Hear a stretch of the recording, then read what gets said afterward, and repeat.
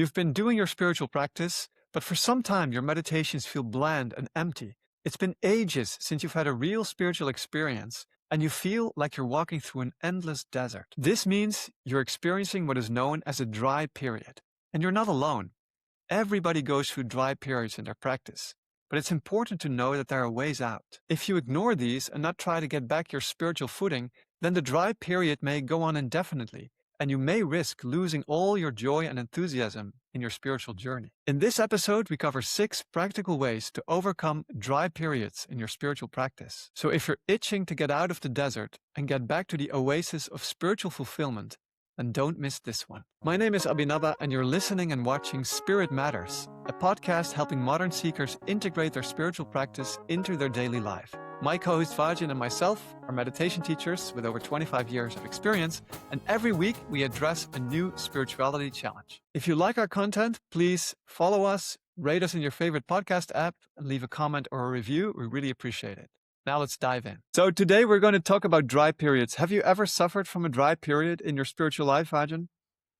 Oh, are you talking about dry periods in the spiritual life? I thought you were just talking generically about dry periods, like, when there's not much rain, or don't we call those periods summertime as well? Those dry Yeah. periods? No. Yes. Don't avoid the question there.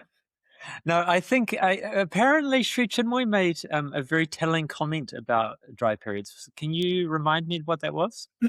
Oh yeah, he said that no spiritual figure can claim that they never went through a dry period. So it's happened to everybody. Okay, so I Be have to careful there. admit, I'll have You to have to admit admit. that at some point I'm sure I had such an experience. Well, I definitely did. I definitely had dry periods, and they can last for months sometimes, and sometimes years. It's And what do you mean by a dry period? What happens during a dry period? yeah, in that's your a good life? point. So I think during a dry period, your meditations are not your usual standards. And so it's a prolonged period where it seems that for a long time, your meditations are just, nothing's really happening. You're not feeling anything. And so, many people, when they go through their first dry period, they give up the spiritual life altogether because they think, oh, now it's over. Like I've done, I'm just not good at it anymore. I can't get it to work, which is the worst thing you can do. The only thing to get through a dry period is you actually have to meditate through it. You have to not give up and just continue going. But many seekers, if not all seekers, suffer from these dry periods where you feel all of a sudden your spiritual life dips, and it's just a boring part of the journey, let's say. Mm. And is there any particular reason why these come about? Is there some particular environmental conditions? Is there some particular internal states, or is some particular actions that people take that are more likely to bring about such a period? That is a good question. I don't know. It seems to be quite random, but maybe you have some thoughts on the matter. It seems, yeah, they happen and then they disappear again. I mean, Sri Chinmoy's talked about, it's like passing through the Queens Midtown Tunnel. If you've ever been in Queens, it's quite a long tunnel. But it does end. So he said, it's like you're going through this tunnel, it's going to end. Don't worry. It's all dark. It seems nothing's happening. You're in a desert. And all of a sudden, boom, you're out of the tunnel and you're back into the light. But why it happens, I have no idea. Yeah, and that's a great, very particular analogy that we use there of driving through the Queens Midtown Tunnel. Sri Chinmoy lived in New York, for those who don't know. So he drove through that tunnel many times, I think, probably going to the United Nations or different events. So he knew that tunnel well, and he knew that it would end as well. So what do you think, why it happens? Do you have any thoughts on that? Yeah, I mean, I have been thinking about that over the last week when we decided to do this topic. And I was thinking about what sort of small mistakes that we could be making that could be adding to or creating this type of situation. Because there's a really strong idea that things happen gradually and then they happen very quickly. So, like, if you look at the collapse of something, you look at the collapse of a dam, for example, like the dam doesn't all of a sudden just collapse. It actually collapses very, very slowly for a very long time without anyone noticing it. and then suddenly it collapses. And so I think that's a good analogy for when something makes a real big shift in our life, something changes, it seems to change very quickly. So like we were one day sitting there and our meditations were going well, and that was going on for some years, and then suddenly, oh, what's happened? Everything's changed. Like my meditation's not feeling the same, it's not working the same way it used to. But I don't think it just suddenly happened overnight. I think that with these types of things, like there's a series of gradual mistakes that we were probably making in our lives, in our consciousness, in our actions, and our intentions. And then suddenly we get the results all at once. So it seems as though it happened overnight, but probably if we were actually really paying attention to ourselves and our lives, we were making some form of mistakes. We were doing some wrong actions that actually led to that, um, led to us being in that situation. And for me, I think one of the big things is when we lose our sense of gratitude for the practice. When we become too complacent and it just becomes something very normal and ordinary and everyday, and we don't see the joy or the mystery or the magic in the practice anymore.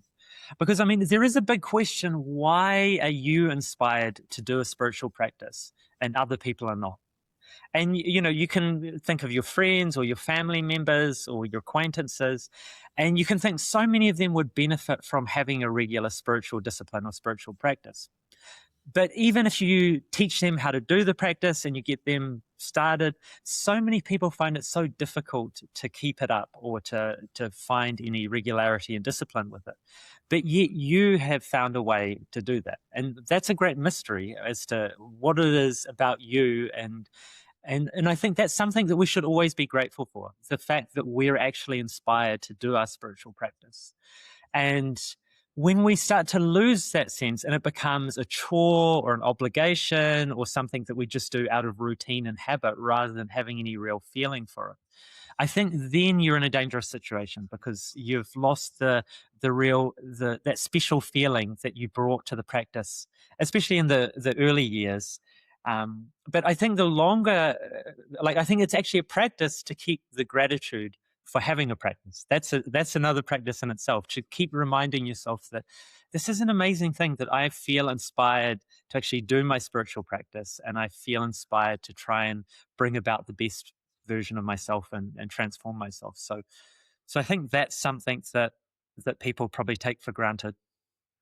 Very good. Well said. It's also something that Sri Chinmoy talks about. He wrote about dry periods as well. And he said gratitude is one of the ways, if not the most effective way, to end it. And it's very true. Sri Chinmoy also said that if you maintain your devotion, you actually never go through a dry period. So perhaps the Mm. most effective thing to do is to maintain that devotion. And I think it's tied to gratitude. If you have real devotion, automatically gratitude comes. Devotion to the Supreme, to God, to, if you have a spiritual master, to your guru or your teacher, or just devotion to the spiritual life in general. But it's devotion actually always goes to a personal aspect of the divine. So if you walk a path where there is devotion, that's a huge help in overcoming dry periods. Yeah, and that's something that keeps your practice alive as well. If you feel as though you're deepening a relationship, that's something that's going to keep pulling you forward on a daily basis. If you feel as though you're just sitting there in front of a candle or a picture or a flower, and you're just sitting there and staring at some inanimate object, at some point you're going to think, what am I doing here? Like, what Yeah. is actually supposed to be happening here? But if you can keep that feeling that every day you're deepening a very beautiful and very transcendently profound relationship with the infinite consciousness, with the divine, and with your own divinity, that's something that you'll keep doing for a very long period of time. Because if you keep reminding yourself that there is a part of yourself that you don't really know, and we can call that the soul, we can call it the inner pilot, we can call it the Atman, whatever term you want to use, but there's a part of you that you don't really truly know. And you know your personality, you know the character you've been playing, you know those external forms, but we all have that sense that there's some mystery inside of us. And deepening that relationship with the mystery and seeing the mystery reveal itself as show itself that is who we truly are, and reveal the depth and the profundity of that consciousness.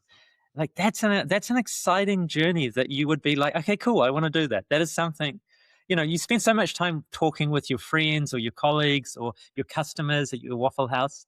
But Huh. if you realize that you had a friend inside you that is infinite and profound and deep in ways that you could never really, or it's very difficult to fully comprehend, and you could every day deepen the relationship with that being, which is who you truly are, like that seems like if you could remember that, if you could be consciously aware of that's what we're trying to do in our practice, that's gonna create that feeling of devotion. That's gonna create that feeling of gratitude, and that's gonna be fuel for your practice.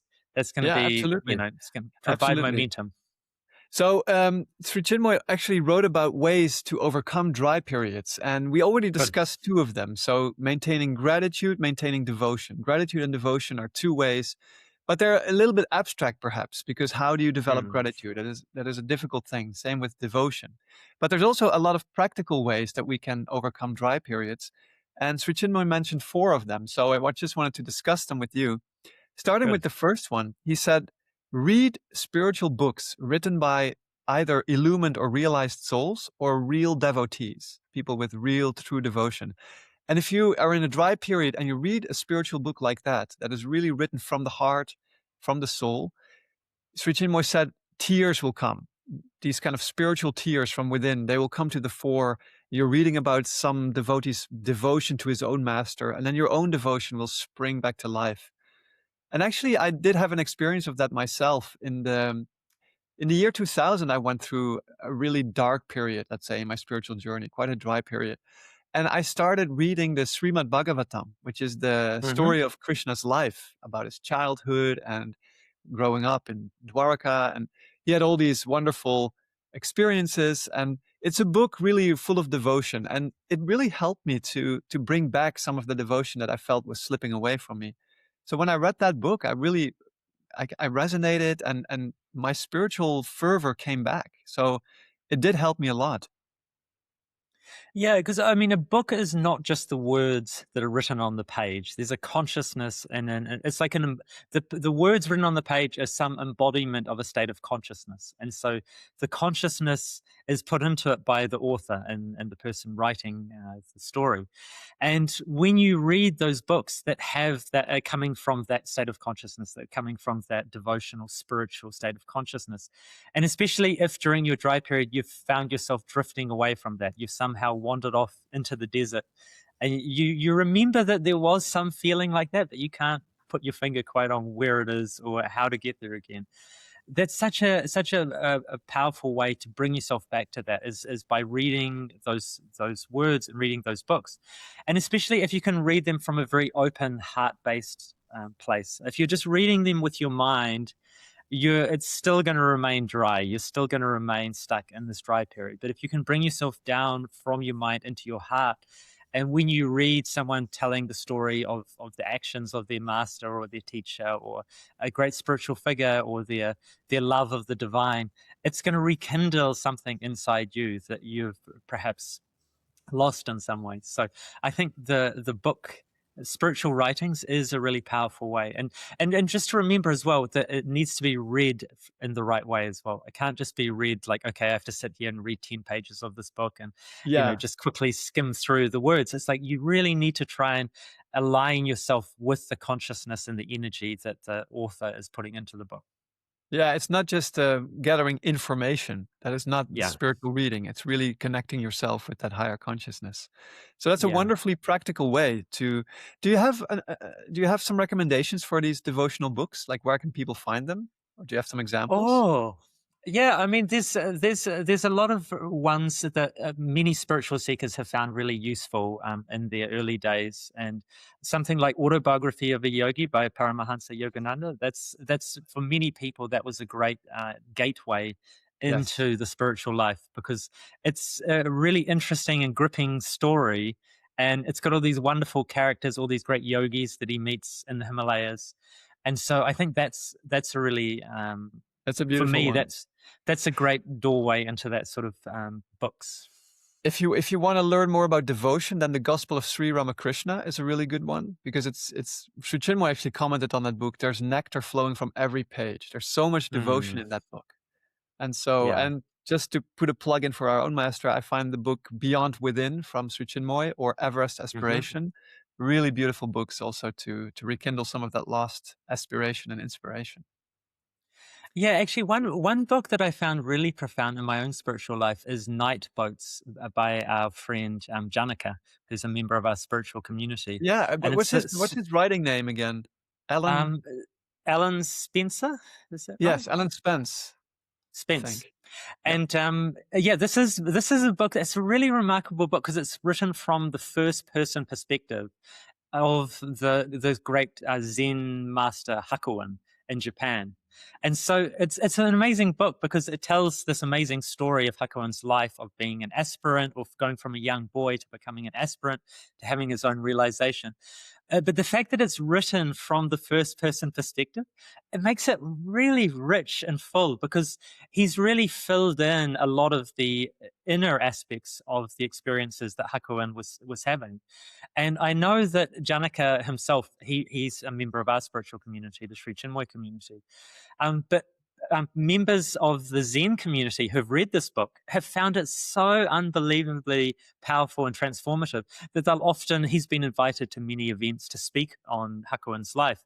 And when they discover that he's not actually himself a Zen practitioner, they're just flabbergasted. They're like, how on earth did you write such a book from such a wonderful perspective and with all the depth of the spiritual experiences? And I think being a spiritual aspirant himself is made it possible for him to write such a book. You couldn't write such a book from such a perspective without being a great spiritual aspirant yourself. Yeah. And yeah, he's really fleshed out all of these wonderful, tiny little anecdotes from Hakuin's life. And he's really brought so much profundity into all of these aspects and all of these moments. So yeah, that for me was a very powerful spiritual book. That's Night Boat by Alan Spence. Good. I also Yeah. read that. It was a wonderful book. So that was the first one. The second one is to mix with spiritual people. So if you have a spiritual community, go and mix with your brothers and sister disciples, students, followers. And again, when you mix with them, talk about spiritual subjects, talk about your journey, your guru, talk about the spiritual subjects that you, whatever comes to mind, and just immerse yourself in that spiritual consciousness. And that again brings forward those tears of devotion, those tears of gratitude, those aspiration tears that you've lost.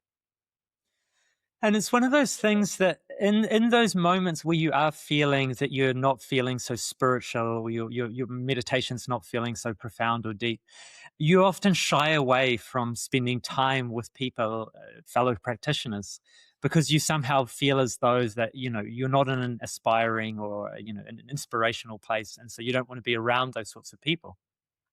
But that's exactly when you need your spiritual friends. You need your fellow practitioners around you. You need to go and sit with other people and meditate or chant or do bhajans or whatever your practice is. And so it's really good to push yourself out of your comfort zone, because very often when you're feeling a little bit down and your consciousness is not where you'd like it to be, you think, oh, the best thing to do is just stay away from everyone and stay at home and avoid people.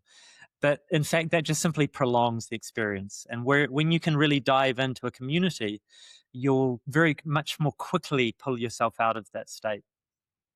And actually, this just reminded me. So I was recently traveling in India, as some of our listeners may know. And there's this amazing and beautiful cultural happening going on at the moment in India, and it's called Bhajan clubbing. And so it's a real Gen Z movement. And it's a lot of the young people in India now, they're not interested in nightclubs, they're not interested in drugs or alcohol, but they want to have that immersive experience of being with a whole group of people and with music. And so there's this movement started now called Bhajan clubbing, where people come together, like huge groups of people, like 500, 1,000, 2,000 people, like in a big stadium or an auditorium. And they have lights and they have like a great sound system, and they just chant bhajans together. And they're Wow. doing it now instead of a night out on the town or drinking or going to a club or something like that. Like the young people are all coming together, and now it's bringing in older people, And it's such a beautiful and powerful movement where young people are starting to see the old ways of coming together as a group. They're not really like, people used to go to a bar or a nightclub if they wanted to spend time in the evening and in the nightlife with other people. But they're like, yeah, that doesn't really do anything for us. Like, we don't want to drink. We don't like the way it affects our consciousness. We don't like the way it affects our health. And we don't want just loud, raucous music that's going to affect us negatively. We want to actually be uplifted and inspired by the experience. And so, yeah, this has become a real movement in places like Mumbai and some of the bigger cities where there's more of an urban population. Yeah, they're coming together and they're That's wonderful. chanting Yeah, bhajans. And I was like, that's so cool. It's really yeah. positive to see. That's wonderful. Well, I also remember the times when we get together with our spiritual community. We have 3 times a year. We have retreats that last 1 or 2 or sometimes more weeks, and every month we have a gathering somewhere in Europe for the European students of Sri Chinmoy. We call those Joy Days.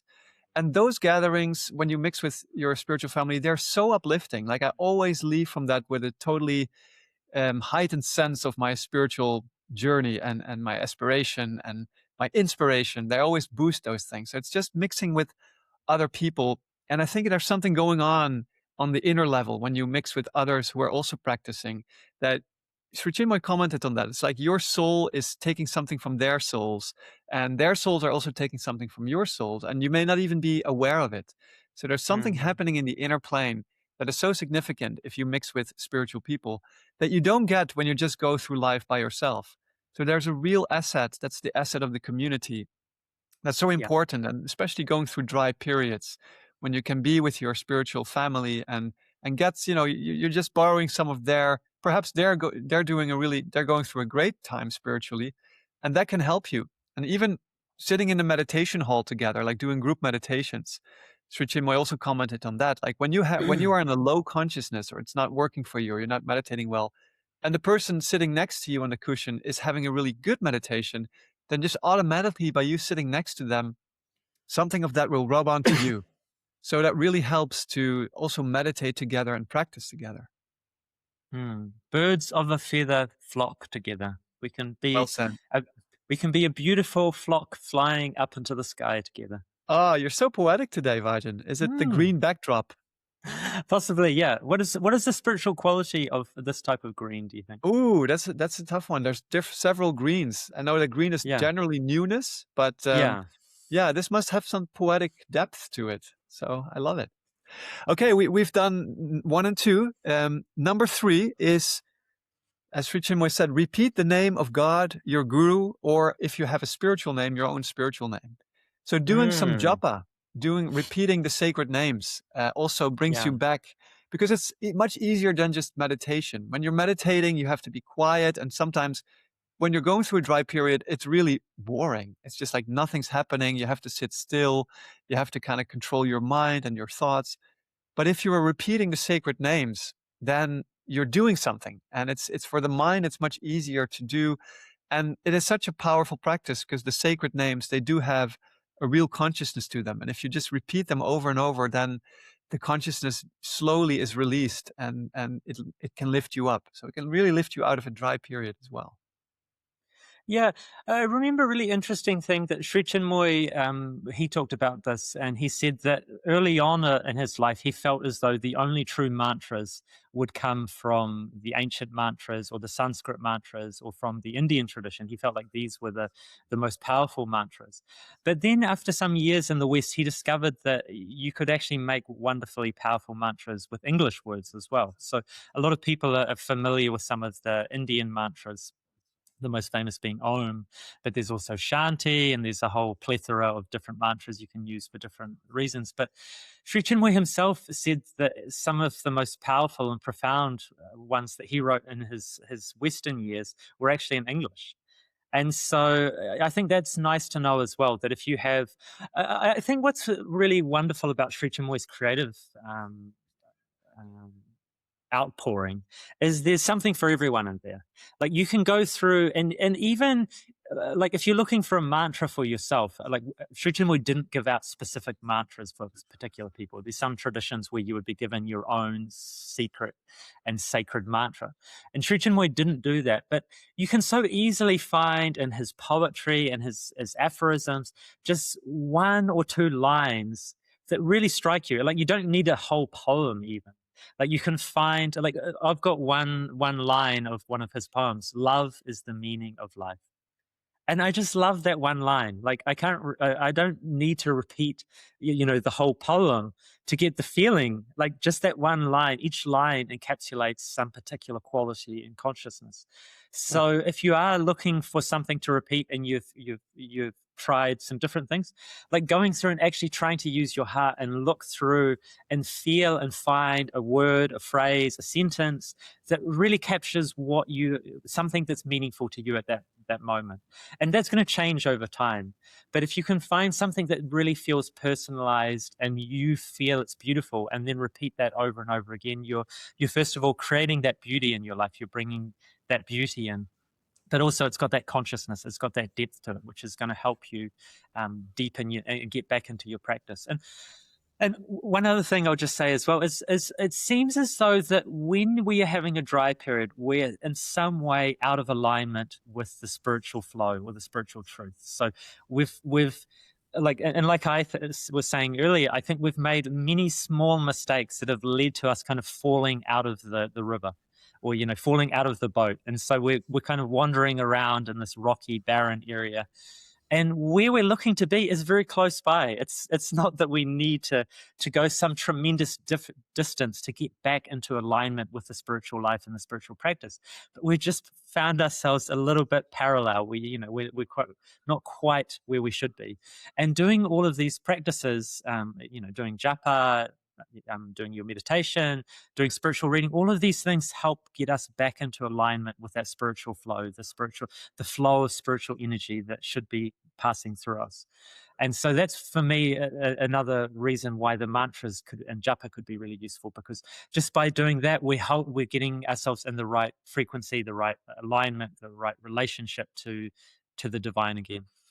Yes, and if people want to know more about Sri Chinmoy's writings, they can go to srichinmoylibrary.com.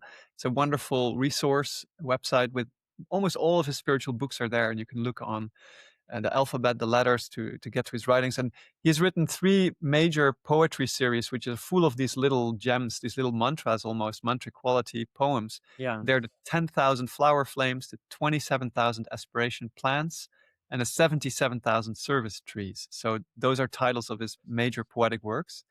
And actually, I read from them every day. I also go through the poems, and sometimes a line will really strike me, or a poem will really strike me. And that's why I think reading every day is so important, because these are not just things that are information for the mind. They have a deeper hidden reality to them. And it's really depends on your own place in your journey, that sometimes this poem will hit you and sometimes another poem will hit you. And at other times they will do nothing for you. So it's the poems that really jump out at you at that particular moment that I feel have some really sacred information that you need to hear. And just by reading every day, you're allowing those truths to come to you when you need them. So it's a really great practice. And I think what you said about what we're talking about now, one major thing is that we're changing our habits. So sometimes a dry period also can get, you can get into it just by routine, by your practice becomes routine in the bad sense of the term. Like it becomes a drag. It's like the same motions. You're sitting down to meditate, you're just opening your eyes, you see the same image. And if you don't keep it alive somehow, you slowly drift into this dry period. But if you change up your practice, so instead of just doing simple silent meditation, you do some japa, or you really read books, you make that part of your practice, or you make it a point to mix with people and actually talk about spirituality. Those things, they just add newness to the practice as well, which can get us out of a rut. Yeah, or so at that's least, great. Yes. At least you can just paint your wall green as well. That's what I did. That's a nice Yeah. simple step there, because green newness, that could help as well. Exactly. Newness. Bring some newness into your life. So the fourth one and the last one that we'll talk about now is And this is also an important one and a significant one. Keep a spiritual diary. Sri Chinmoy said, like, Mm, write down your highest experiences. We've all had really deep meditations or high spiritual experiences. We may have had a vision. Perhaps we saw a cosmic god or goddess in our vision, or we saw a spiritual figure, or we just felt this tremendous sense of peace or joy, beauty. And not just experience them, but when you've had experiences, write them down in a diary. And then when you have your dry period, you read back those moments that you've had really high experiences or really good meditations. And just by reading that, it brings you back into your own practice. It's like the first one we talked about, read spiritual books, but this is your yeah. own spiritual book. So it's actually your own experiences, which have such a powerful personal resonance with you. And so reading back your own high experiences can really bring you back to your fruitful practice again. Yeah. Yeah, and the nice thing about that is that you keep them alive then. Then these beautiful experiences that you've had, they don't just become some footnote in history. When you actually consciously bring them back into your being, you can actually have the same experience. It can help you bring back that type of experience again. Yeah. So yeah, that's a really useful one. It's actually Vivekananda, the famous Indian saint, disciple of Sri Ramakrishna. He was actually the first spiritual Indian saint who came to America in 1893. He addressed the Parliament of World Religions in Chicago, and he really made a splash there and became really well known as a spiritual figure. And Vivekananda went to dry periods. It's well documented. They lasted for months in his case. And what he used to do is he used to do exactly that. He used to remember his own highest meditations and just visualize very powerfully that he was having those meditations again, even though he was suffering from a dry period. And he said when he started doing that, within days, his spiritual dryness ended, and it's like a ladder. He used those experiences, the memories of them, he made them really vivid, and it was like a ladder where he could really jump Climb back to up. his own, yeah, climb back up, exactly. Yeah. So yeah, I think all of those are really powerful ways to get yourself out of the situation. And I think one thing that you want to think about is it's the ideal thing is not to find yourself in a situation where you're feeling a lack of connection, a lack of meaning, and a lack of purpose. And like I was saying earlier, I think very often it happens very slowly, and then it happens very quickly at the end. That suddenly it seems as though your spiritual experiences have gone away.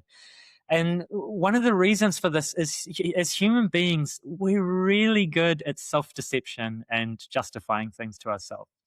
And so, like, if we take a spiritual dry period, is that we've somehow gone off track. We've found ourselves we're still trying to walk forward, but we're not on the sunlit path anymore. We're kind of walking in the desert, and the beautiful sunlit path is somewhere nearby, but we've just kind of misplaced the map of how to get there. And so all of these beautiful spiritual practices that we've talked about, they can help you bring yourself back onto the beautiful sunlit path.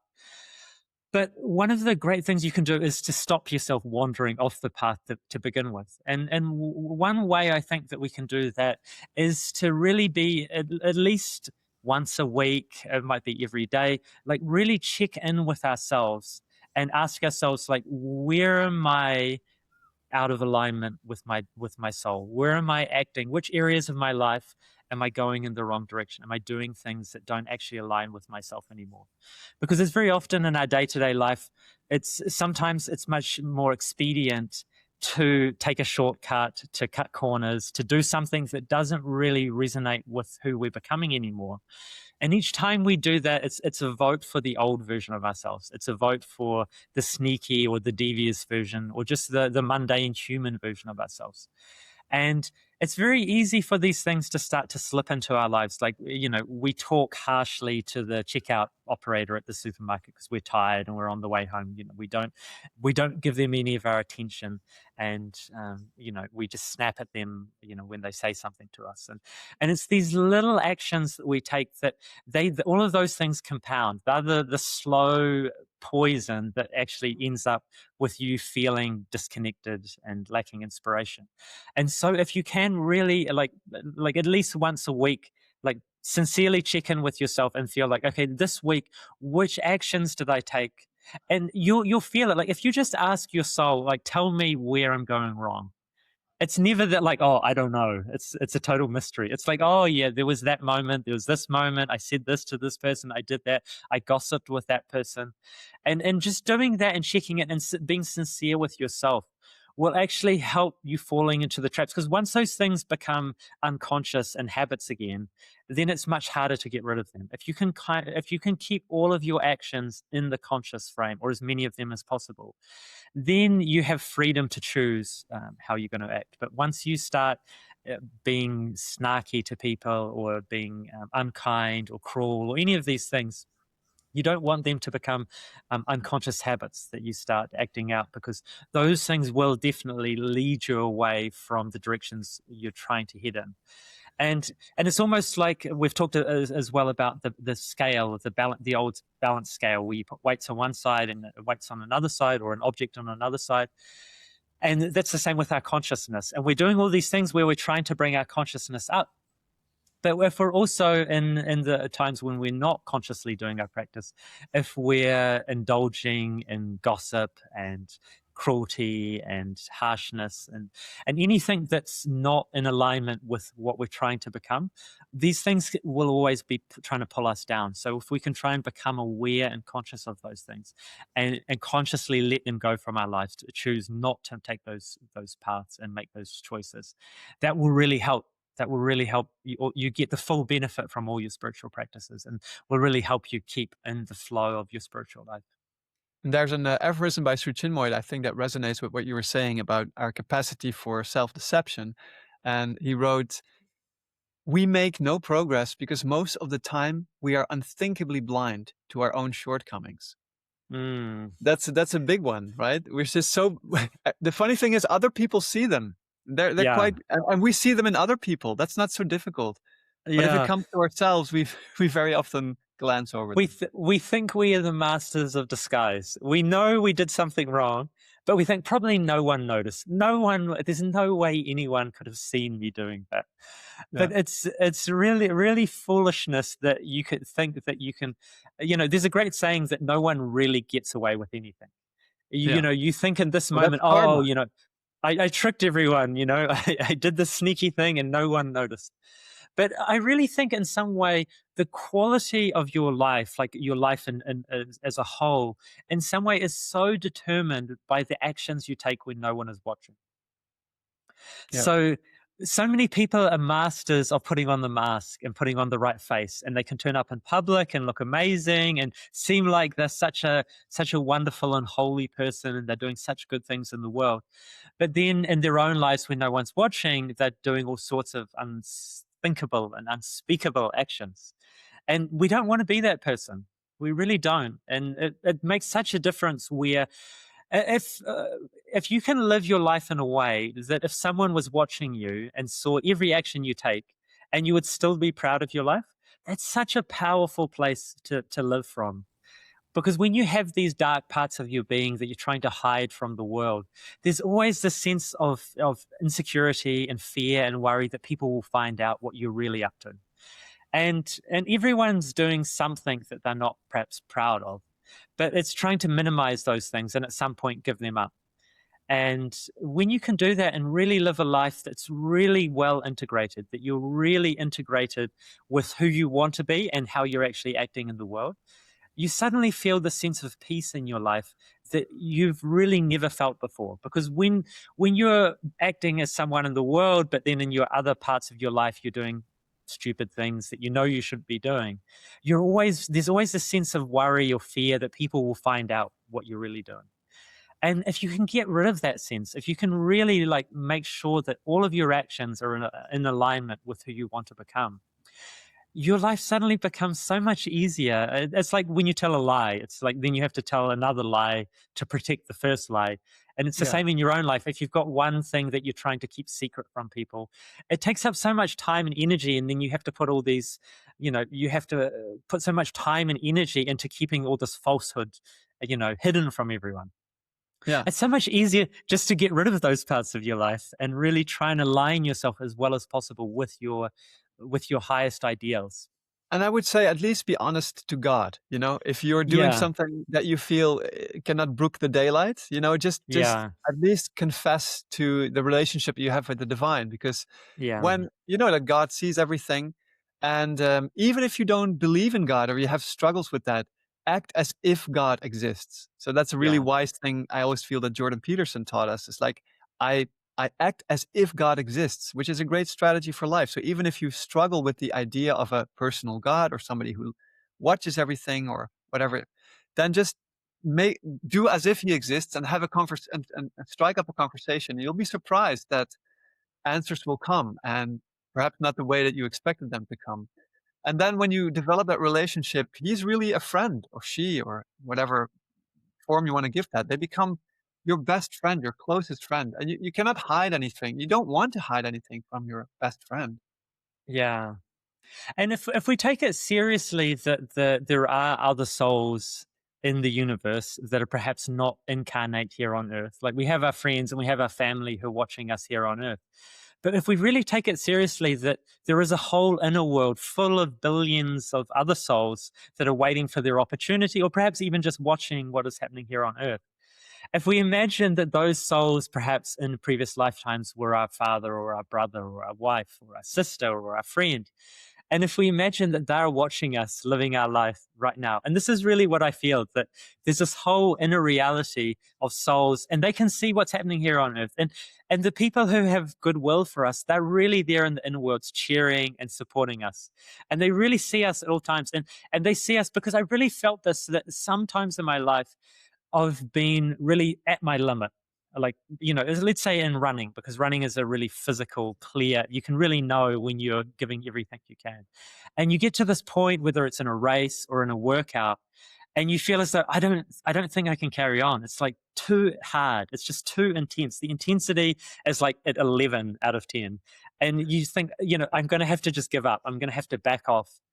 And if you stay in that moment long enough, some part of your being, you step into some unknown part of your being, and you're like, actually, there is a little bit more to me than I thought, and actually can keep going. And this is always the experience I'm looking for in a big event, is that I'm looking for, can I get to the point where I think I can't carry on? And then can I take one more step beyond at that moment? And at some point, this was probably 10 years ago, I started to feel at that moment, like I could feel it was a crux moment. Like it was like all these beings were watching. It's like, is he going to keep going? Is he going to give up? Or is he going to keep going? It's like this amazing tension was building. And when I would really like fully give myself like, okay, let's go, like, let's try and push as hard as I can and give myself fully all the way to the end. It was though like in the inner worlds, I could feel and sense this great like cheer and this great celebration that those souls that were choosing to watch my soul here on earth acting up again, they were so thrilled. They're like, yes, he's done it. He's pushed through. And it's equally the same when you make a bad mistake, that you did something stupid that you know you shouldn't have done. I can also feel that there's this sense of commiseration. They're like, ah, you Don't know, do it! They're shouting at you. don't do it. Don't. Ah. And so, and if you can do that as well, it makes it much easier because, like, as we've talked previously, that human beings are so relational. So we're so good at helping others or doing something for someone else. But so often we're terrible at actually doing the right thing for ourselves. Like there's a study done showing that people, when they were prescribed medicine for their pets, their dogs or their cats, like 90 something percent of them would make sure they gave the medicine properly and the proper dosage for the proper period of time. But when it comes to people taking medication for themselves, it's like really low, the percentage of people who actually go through the whole process and take it correctly for a prolonged period of time. And so that tells us something about our relationship to the world. And if we can feel as though that our life is not just for us, if we're connected to something bigger or something more than just our own selfish interests. And if for me, I love that sense that there will be souls who are there watching this game play out here on earth, and they'll be invested in me being successful and seeing me be the best version of myself. And then I'm not just trying to transform myself for my own egoic pleasure or my own selfish needs. It's like, no, I'm the one on the stage, or I'm the one on the field of play. but like there's all my fans, all my friends are there cheering for me, and they want to see me do well. They want to see me transcend myself. And so for me, that's a way I try and expand myself. And it makes the game a lot more fun as well. Because you have all these little victories that no one else might notice, but it's like like on that day and that moment you transcended yourself in some way. You had Yeah. some inner victory. And if you can share that with your loved ones in the inner world, more the better. No, exactly. Lovely. I think what you talked about with running and endurance sports, that can also help us get through dry periods, because in a really Mm, long event, long endurance event, let's say an ultra run, yeah, ultra race, there's always a moment when you have dry period where yeah, you begin full of enthusiasm, the gun goes off, you're in a race, everything is great, the adrenaline is yeah, rushing. But then after, like, an hour or 2 hours or 3 hours into the event, it's like everything drains away from you and you feel like, oh yeah, my God, it's such a long slog. I had this experience last week. I did a half Ironman or a middle distance triathlon, and I hadn't really trained for the bike part. And so I thought, I'll just wing the bike. It's 90K, we can do it. And I was like, the first half hour, the first hour was great. yeah, And then afterwards, I was like, ooh, it, my strength slipped away, and it was just such a long slog through the drizzly Amsterdam canals and fields, yeah, and it was just going on forever. And I was like, this is never ending. You have this feeling that it's eternal, but in the wrong yeah, sense. Like you're on a never ending trudge and everything is hurting.